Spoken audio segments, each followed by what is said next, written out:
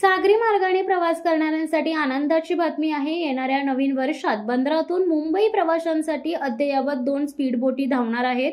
JNPA लाकडी प्रवासी बोटींना अलविदा करण्याचा निर्णय घेतलाय। या स्पीड बोटींमुळे प्रवाशांना आता JNPAतून मुंबई 35 ते 40 मिनिटात गाठता येणार आहे। JNPAने या बोटींच्या 37,89,94,190 खर्चाच्या निधीलाही 20 डिसेंबर 2024 रोजी झालेल्या बोर्ड ऑफ ट्रस्टींच्या बैठकीत मंजुरी दिली आहे। JNPAने बॅटरीवरील 2 ई-स्पीड बोटी या मार्गावर चालवण्याचा निर्णय घेतलाय।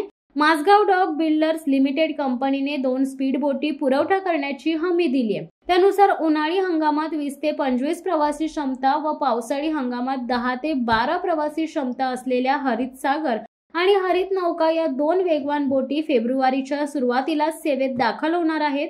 JNPA बंदरातून मुंबईत येण्या-जाण्यासाठी लाकडी बोटींची व्यवस्था आहे।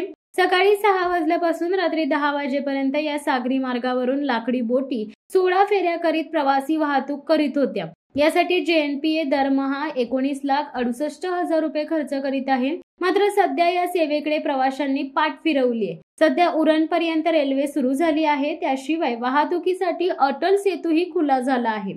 त्यामुळे या JNPA गेटवे या सागरी मार्गावरील प्रवासी वाहतूक काहीशी मंदावली आहे। शिवसत्ता टाइम्स न्यूज ब्युरो, मुंबई।